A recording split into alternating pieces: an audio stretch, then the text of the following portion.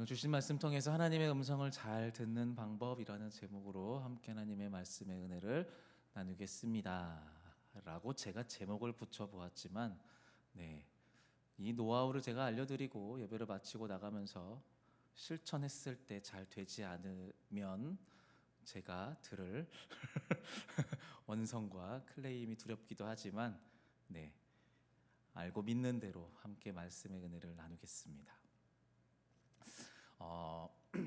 소통한다라는 것, 소통한다라는 것은 인간 관계에 있어서 아주 중요한 요소입니다. 말이든 행동이든 우리는 이 소통을 통해서 서로의 생각을 공유하고 또 교제할 수 있고, 종종 또 일을 처리하는 데에도 아주 중요한 역할을 하는 것이 소통이라고 하는 겁니다. 소통에는 중요한 요소가 있습니다. 첫 번째로는 상대방에 대한 이해입니다. 상대방을 이해하는 만큼 그 사람의 말과 행동의 의미를 찝어낼 수가 있는 거죠. 개인적으로 별로 마음에 들지 않거나 관심이 없는 사람과의 대화는 우리로 하여금 소통을 방해하게 만들 겁니다. 관심이 없고 좋아하지 않으니까요. 상대방의 관점에서 생각해야 할 필요를 느끼지 못한다라고 하는 것은 즉 상대방에 대한 이해가 없다라는 것이고요. 그것은 소통이 이루어질 수 없다라는 것을 의미하기도 합니다. 두 번째로는 상대방과의 관계의 깊이, 이것이 소통에 있어 아주 중요합니다. 그러니까 상대방과 함께 보낸 그 관계의 깊이, 그 시간이 얼마나 진지하고 또 그 시간이 깊었는가에 따라서 이 소통의 성패가 결정된다라는 거죠. 좀 어렵게 좀 풀어 말씀드렸는데 좀 쉽게 예를 한번 들어볼까요? 혹시 여러분들 이제 아마 손주를 키워 보신 분들 다 아실 것 같은데 이제 막 말을 하려고 옹알이하고 중얼중얼대는 그런 아이들을 보신 적이 있으신가요? 네, 보신 적이 있으실 거고요. 생각이 안 난다면 한번 떠올려 보세요. 옛날을요. 이 아이들은요 말을 하긴 합니다. 그런데 암호화된 언어를 구사합니다. 암호화돼 있어요. 외계의 언어를 사용하는 것 같기도 해요. 말은 하는데 말 같지 않은 겁니다. 그래서 이 아이가 이제 사람들과 또 어른들, 특히 부모, 가족들과 같이 지내면서 예전에는 그냥 필요하면 울고 답답하면 울고 졸리면 울고 우는 것밖에 못하던 아이인데 언제부턴가 어디서 말을 배워왔는지, 보통 우리들은 이렇게 말 배우는 거를 이제 꿈나라 가서 옹알이 학교 가서 옹알이 배워온다고 하죠. 그래서 배워와가지고 지만 알아듣는 말로 말을 막 하는 겁니다. 그걸 듣는 어른들은 듣지 못합니다. 듣긴 듣는데 무슨 말인지 몰라요. 소통에 실패하는 겁니다. 보통 이런 경우에 소통에 실패하는 쪽은 대개 아빠인 것 같습니다. 못 알아들으니까, 무슨 말인지 모르겠으니까 아빠라고 말은 하는데 그 이유의 말을 못 알아듣는 거예요. 그래서 보통 아빠들은요 그 모든 소통에 실패하는 모든 책임을 아이에게 넘겨버립니다. 얘야, 말을 조금 더 배워오렴, 조금 더 연습하렴. 그런데 그렇게 소통이 실패를 다 넘겼는데 옆에 있던 엄마가 갑자기 딱 등판합니다. 그리고 다시 한번 아이의 말을 듣습니다. 희한하죠? 왜일까요? 엄마는 외계어를 구사하는 아이의 말을 알아듣습니다. 왜 고개를 끄덕이시나요, 어머님들? 네, 그렇죠. 신기한 발음으로 이상하게 만들어내는 소리를 정확하게 해석해버리는 엄마를 보면서 아빠는 신기해합니다. 어떻게 한 거지? 둘이 짰나? 아니야, 외계어를 구사하는데 어떻게 미리 짜지? 말도 안 돼. 혹시 AI가 좀 발달해서 내가 모르는 아이들 전용 통역기 같은 거를 쓰고 있는 건가? 아니요. 엄마가 아이의 말을 해석할 수 있는 비결, 그것은 시간입니다. 말 같지 않은 말을 계속해서 들으면서 아이와의 시간을 많이 보낸 엄마는요, 그 말 같지 않은 말에서 말을 발견하는 능력을 얻게 되는 겁니다. 상대적으로 엄마만큼 아이와 많은 시간을 보내지 못하는 아빠는요, 그래서 아이의 말을 알아들을 수 없습니다. 충분한 시간이 되지 않기 때문이죠. 물론 생전 처음 보는 어른보다는 아빠가 아이와의 소통이 조금은 가능하겠죠. 자, 그러면 이 경우에 아빠는 자존심이 상할 겁니다. 오씨, 내 아들 내 딸인데 왜 나만 못 알아듣지? 나도 부모인데. 자존심 상해하면서 이제 내가 이 아이의 말을 알아듣기 위해서 한번 노력해 보겠노라 결심합니다. 그래서 이 아빠는 어떤 노력을 기울일까요? 밤늦게까지 아이들이 보는 애니메이션을 독파하면서 아이들의 언어를 공부할까요? 아니면 이비인후과 가가지고 귀를 좀 청소하는 그런 치료를 받을까요? 이런 노력을 해야지 가능한 걸까요? 아닙니다. 아빠가 아이와 좀 더 원활히 소통하고 싶다면 비결은 무엇인가요? 시간을 좀 더 보내면 됩니다. 집에 와서 아우 힘들어 소파에 누워서 리모컨을 잡을 게 아니고 아이와 오늘 하루 뭐가 있었는지를 못 알아들어도 물어보고 못 알아들어도 들어야 합니다. 제 얘기가 아닙니다. 아빠들은 그렇게 해야 아이들과의 시간을 쌓아서 소통에 성공할 수 있게 되는 것입니다. 소통에 대한 이야기를 하고 있습니다.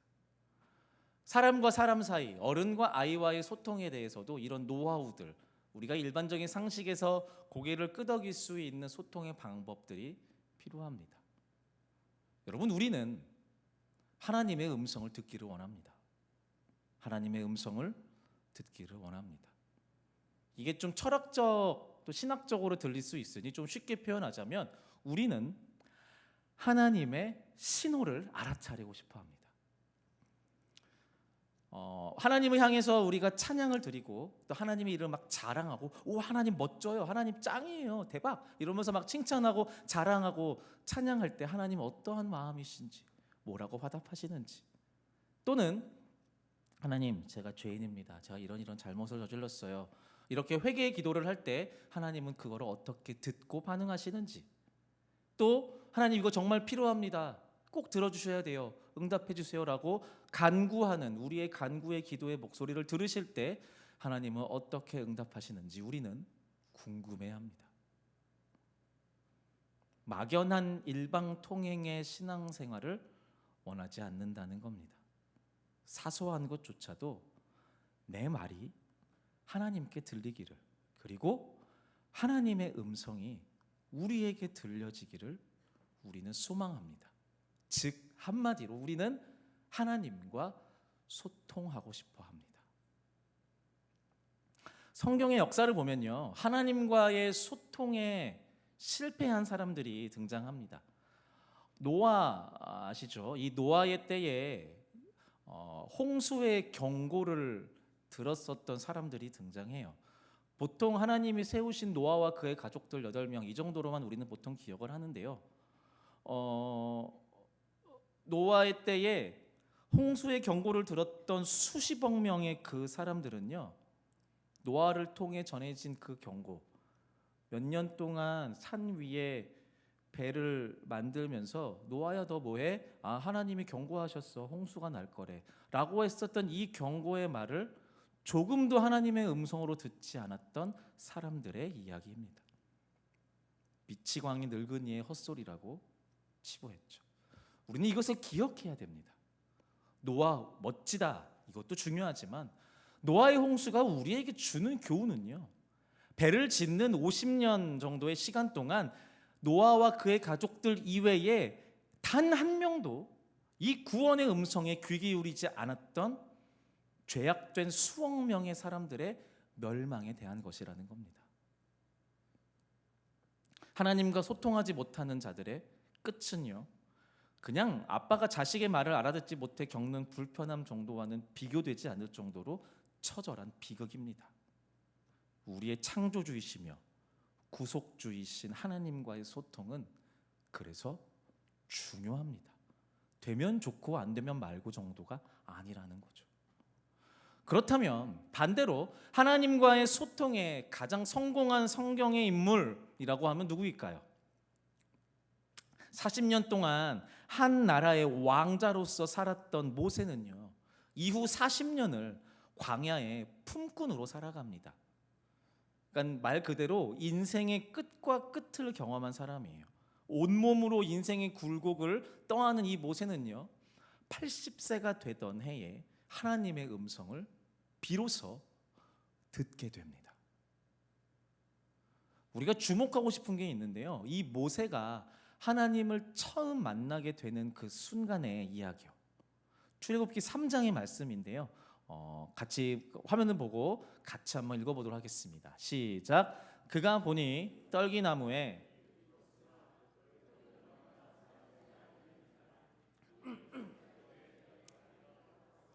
이 큰 광경을 보리라. 떨기나무가 어찌하여 타지 아니하는고 하니 그때에 여호와께서 그가 보려고 돌이켜 오는 것을 보신지라. 떨기나무, 떨기나무가요, 당시 모세가 머물고 있던 곳이 이제 미디안 광야 사막입니다. 그 사막에 이제 흔하게 있었던 나무의 한 종류, 예, 중에 하나라고 해요. 그러니까 이게 되게 드문 나무가 아니라 그냥 까끌까끌한 건조한 수많은 나무 중에 그냥 한 종류인 겁니다. 이 사건을 좀 재조명하려고 해요. 근데 상식이 조금 필요합니다. 상상해 보셔야 됩니다. 광야는 사막입니다. 사막의 이미지를 한번 떠올려 보죠. 가보신 적이 있는 분들은 별로 없겠지만 덥고요, 건조합니다. 물 한 방울 나지 않는. 제가 예전에 몽골을 간 적이 있었는데요, 몽골이 이제 그런 기후예요. 한여름에 진짜 더운데요, 건조합니다. 그래서 땀이 안 나요. 너무 더운데, 우와 더운데 손수건을 꺼내서 땀이 안 나요. 그냥 덥습니다. 네, 그런 곳이 사막이에요. 더 덥겠죠. 덥고 건조하고 물 한 방울 나지 않는 그 사막, 그런 곳에서 생존하는 나무가 뭐예요? 떨기나무입니다. 네, 떨기나무는 가시나무예요. 당연하죠. 이파리가 나봤자 살 수 없으니까요. 덥고 건조하니까. 건조함을 견딜 수 있는 나무가 가시나무이고 그 중에 하나가 바로 이 떨기나무입니다. 그래서 떨기나무를 포함한 가시나무의 이 나무의 종류들은요, 아까 말씀드렸다시피 사막에서 아주 흔하게 보일 수 있는 것들이에요. 자, 그러면 이 사막에 이렇게 나무들이 이렇게 마른 이렇게 나뭇잎이 하나도 없는 가시나무들이 이렇게 있어요. 근데 거기에 이제 사막에 이제 바람이 훅 부는 거죠. 훅 불어요. 그러면 이 가시나무들이 서로 이렇게 막 흔들리겠죠. 이렇게 바람에. 그러면 덥고 건조해서 뜨거운데 이 가시나무들이 서로 흔들리면서 부딪혀요. 어떻게 될까요? 불이 나겠죠. 네, 그러면 불이 활활활활 타오를까요? 아닙니다. 가시나무들이에요. 이파리가 하나도 없는 이 나무들이 서로의 마찰력 때문에 불이 붙으면 어떻게 되느냐? 불이 확 났다가 꺼져버립니다. 다 타버리고 끝나버리는 거예요. 네, 이게 이 광경이 아주 흔했을 거라는 거예요. 광야를 오가다가 여기저기에서 바람에 의해 생기는 마찰로 인해서 불타서 그냥 없어져 버리는, 화르르 그냥 불타 없어져 버리는 그런 가시나무, 떨기나무를 정말 쉽게 40년 동안 봐왔을 거라는 겁니다. 수백 번, 수천 번 넘게 보았을 이 떨기나무의 불꽃인데, 낮이건 아침이건 밤이건 새벽이건 바람만 불면 저거 또 타고 없어지네 하면서 보았을 그 떨기나무의 불꽃인데요, 지금 오늘 함께 읽었었던 이 본문의 모세, 출애굽기 3장에 등장했었던 80세의 모세 할아버지는요, 떨기나무의 불꽃이 나는데 그거를 계속 보고 있습니다. 매번 똑같이 보았어요. 보고 있으니 이 불꽃이 어때요? 다른 불꽃과는 다르게 없어지지 않고 계속 타고 있는 겁니다. 더 이상 탈 나무가 없는데 불꽃이 계속 남아 있는 거예요. 그래서 그것을 보고 신기해하면서 이 불꽃으로 모세가 발걸음을 옮깁니다. 그리고 어떻게 나와 있냐면요, 여호와 하나님이 모세가 이 불꽃을 보려고 돌이켜 오는 것을 보십니다. 모세는요, 자신이 가진 정체 모를 신앙심이 있는데 이거 어디서부터 생겼는지 모르겠어. 근데 뭐가 있어 내 안에. 그리고 동족을 향한 그 사랑의 대가, 내 민족이 있는데 나는 왕족으로서 40년 동안 살긴 했지만 저 노예의 족속인 이스라엘 민족한테 이상한 뭔가 끈끈함, 이 열정이 있단 말이에요. 그래서 그것 때문에 살인도 저질렀고요. 그래서 내가 왕족의 수혜를 포기해야만 했던 사람이거든요. 그러니까 좋든 싫든 지금 모세는 여호와 하나님이라고 하는 이분 때문에 자신의 운명이 바뀐 사람이에요.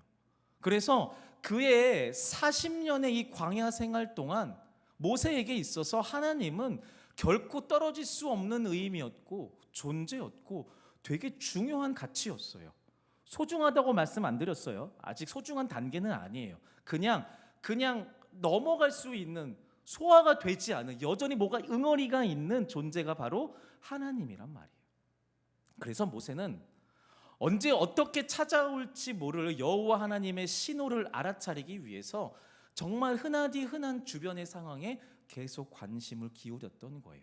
그 광야에서 살면서 뭐 특별한 일이 있겠습니까? 불꽃 일어나는 것도 너무 흔한 건데, 모세는 하나님에 대한 궁금증 때문에 자기에게 일상으로 일어난 아주 흔한 그 일, 그 불꽃을 주목하고 살았던 거예요. 이 이야기는 우리한테 중요한 교훈을 말합니다. 하나님을 가까이 하는 사람은 생활 속 하나님의 음성에 귀 기울일 줄 안다라는 거예요. 이게 무슨 말이냐면요, 우리가 하나님과 소통하고 싶어 한다고 아까 말씀드렸는데, 하나님은요 우리에게 말씀하시기를 주저하지 않으세요. 어느 순간 어떤 순간에도 하나님은 우리한테 말씀하세요. 시간과 장소를 구별하여서 예배하고 찬양하고 기도하는 시간뿐만이 아니라 내가 아침에 일어나서 집안일하고 회사에 오가는 출퇴근길과 일하는 순간에도, 또 다른 사람들과 수다 떨면서 커피를 마시는 그 순간에도, 내가 음악을 듣고 영화를 보고 드라마를 보는 그 모든 순간에 모든 방법을 통해서 우리 하나님은 우리에게 말씀하시고 나타나신다라는 겁니다.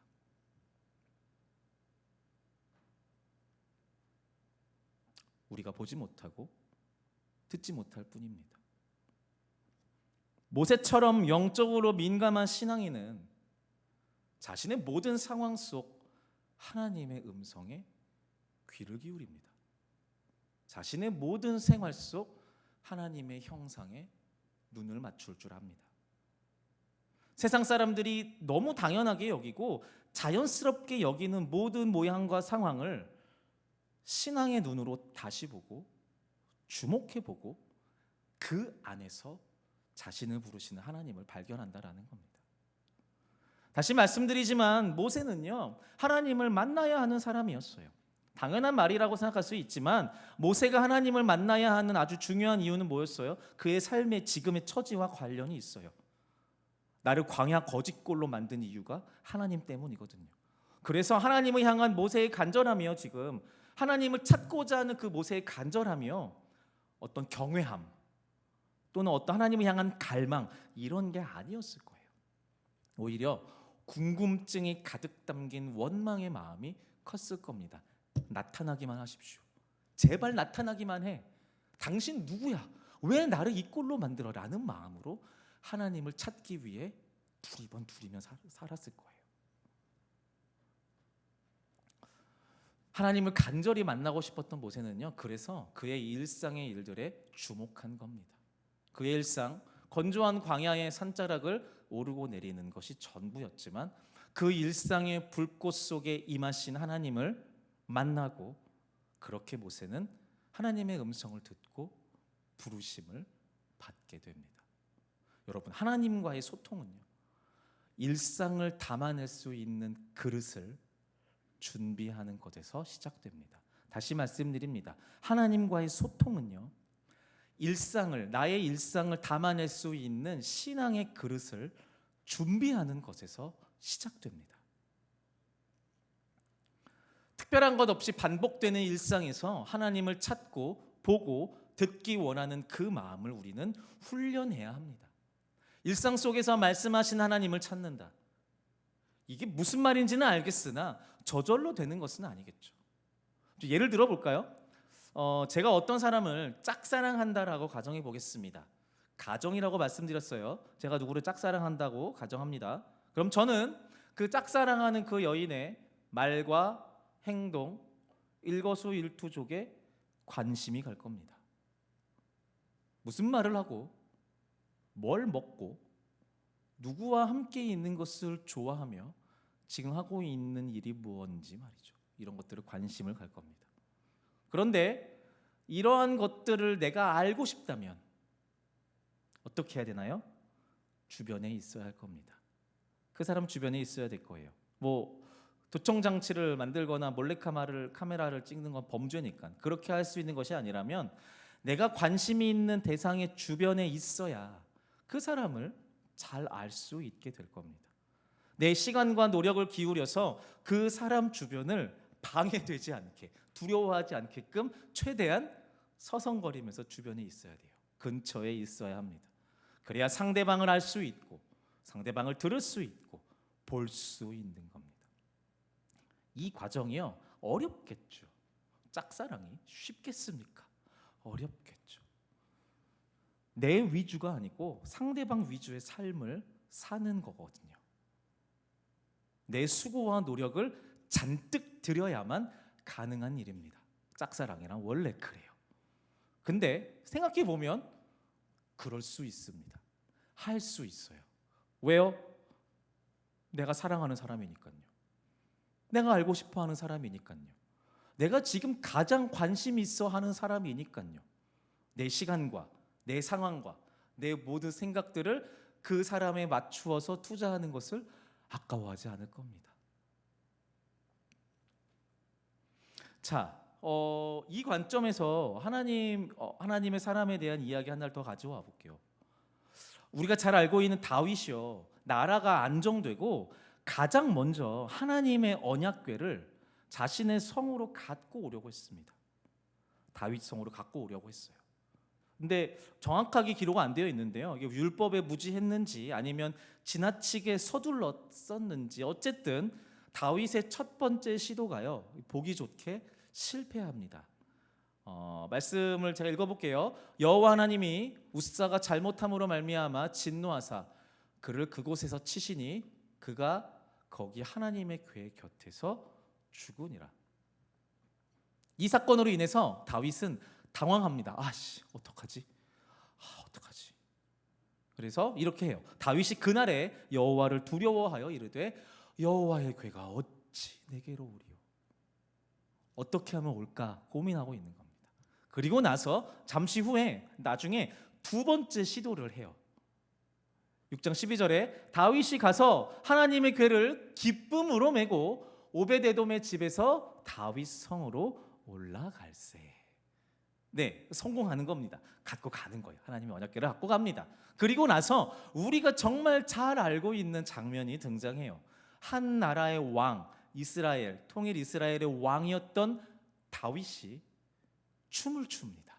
6장 16절이요. 같이 읽어볼게요. 시작. 여호와의 궤가 다윗 성으로 들어올 때에 사울의 딸 미갈이 다윗 왕이 여호와 앞에서 뛰놀며 춤추는 것을 보고 심중에 그를 업신이 여기니라.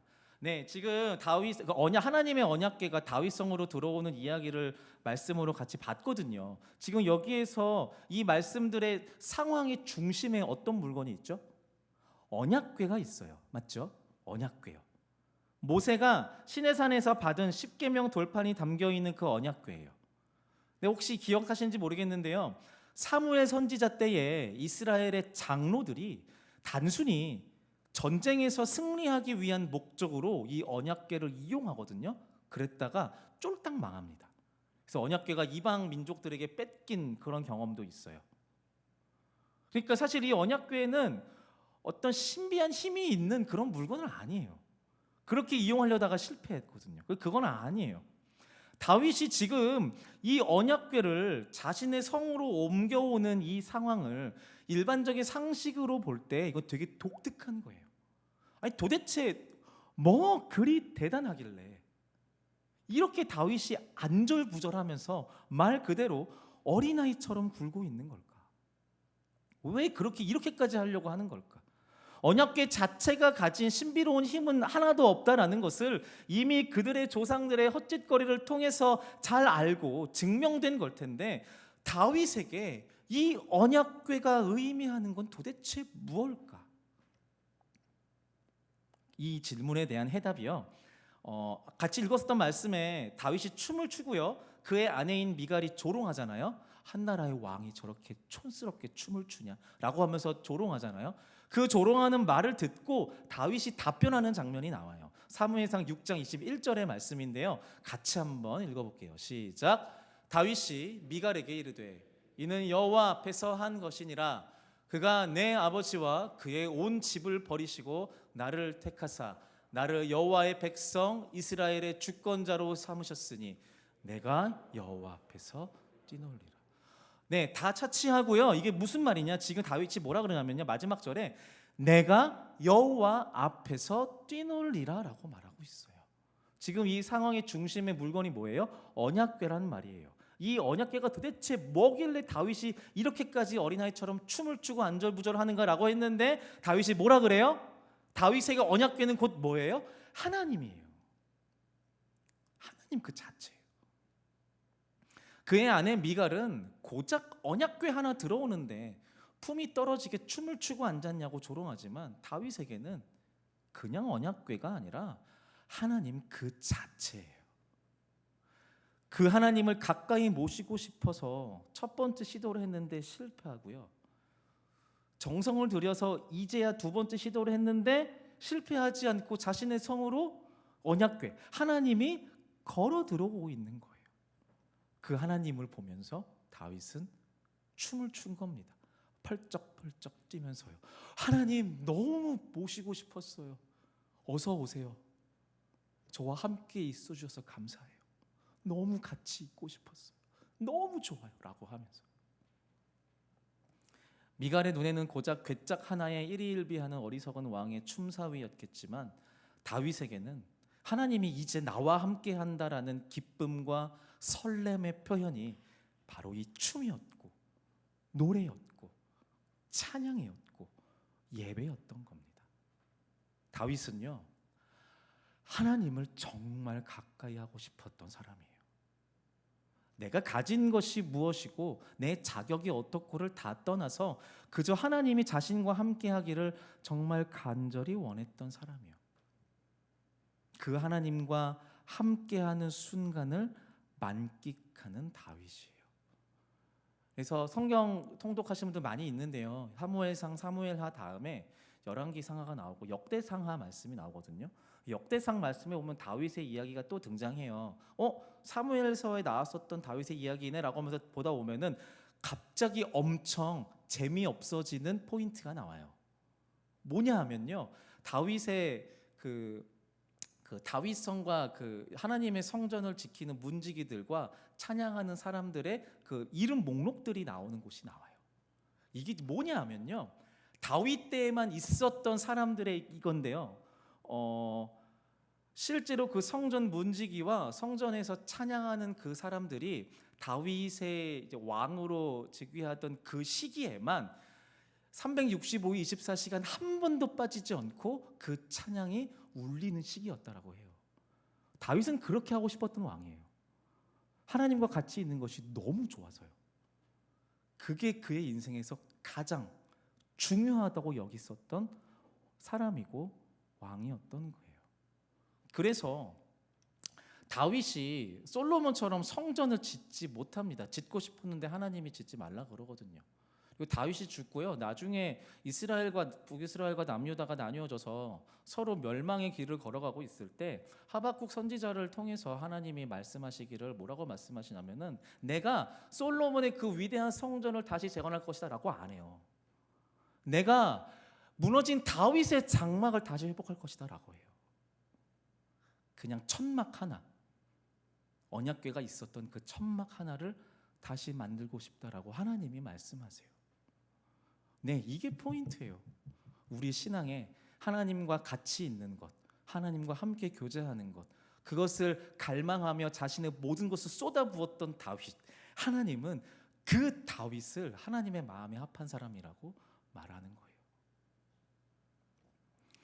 짝사랑하는 사람을 가까이서 만나기 위해 관찰하고 애쓰고 노력하여서 만나게 되는 그 순간의 기쁨, 이것보다도 감히 비교할 수 없는 행복을 다윗은 누리고 싶어 했고요. 누리기 위해 자신의 모든 것을 다 쏟아부었고요. 그리고 결국 누렸던 사람이에요. 우리는 하나님과 소통하고 싶어 합니다. 물론 항상 그런 것은 아니겠지만요. 적어도 우리의 어려움과 고통의 순간에 내 눈물의 간구가 하나님께 들리고 있는지, 그리고 하나님은 우리에게 어떤 말씀을 하시는지를 우리는 알고 싶어 해요. 우리가 믿고 있는 분명한 진리는 아까 말씀드렸지만 하나님은 우리한테 나타나시고 또 우리에게 분명히 말씀하신다라는 겁니다. 다만 우리의 눈이 어둡고 우리의 귀가 어두워서 보지 못하고 듣지 못할 뿐이라는 거죠. 모세의 이야기를 말씀드렸습니다. 자신의 일상의 그 불꽃에 주목하여서 하나님을 만났던 모세요. 다윗의 이야기도 말씀드렸습니다. 자신의 모든 것을 다 드려서 하나님과 가까이 하고 싶었던 사람이요. 자, 이제 여러분들에게 묻습니다. 여러분들의 삶에서 떨기나무의 불꽃은 일어나나요? 혹시 아직도 이 모세가 보았던 떨기나무의 불꽃이 여러분들이 살면서 한번 볼까 말까 한 기적이라고 생각하시나요? 아닙니다. 우리의 일상일 겁니다. 다만 그 불꽃이 내게 너무 익숙해서, 너무 당연해서 그 불타 없어지는 떨기나무의 불꽃 하나 보는 거 그리 특별한 일이 아니어서 그냥 넘어갔겠죠. 일상의 하나님을 보고 듣기 위해서 우리가 준비해야 될 것은 다윗이 가졌던 사모하는 마음입니다.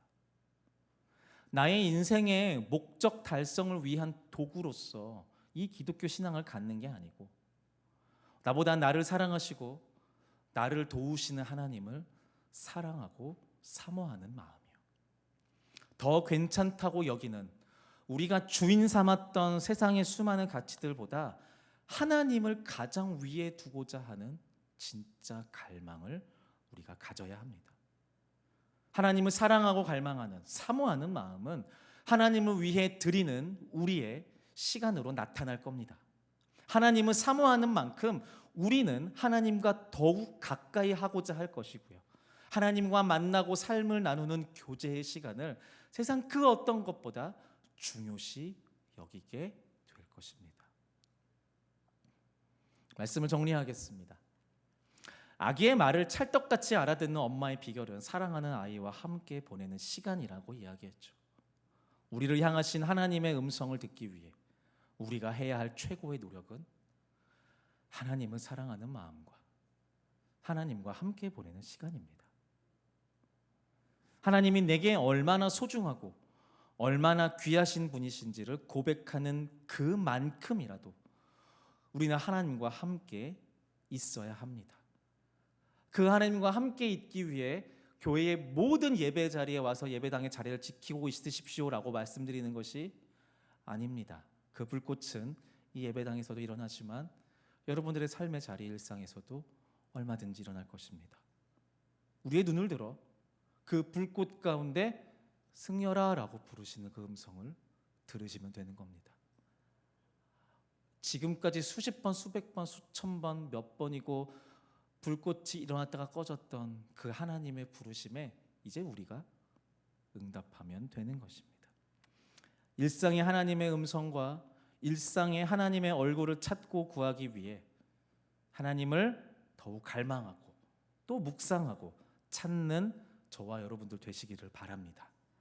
그래서 우리의 모든 관계에서 기름 부으시는 성령님을 인정할 수 있는, 또 우리가 보고 듣는 삶의 정황과 환경 속에서 우리에게 말씀하시는 그 음성을 들을 수 있는 그러한 신앙인들 다 되시기를 주님의 이름으로 축복드립니다. 지금 우리가 말씀을 기억하면서 함께 찬양 함께 하고 싶습니다.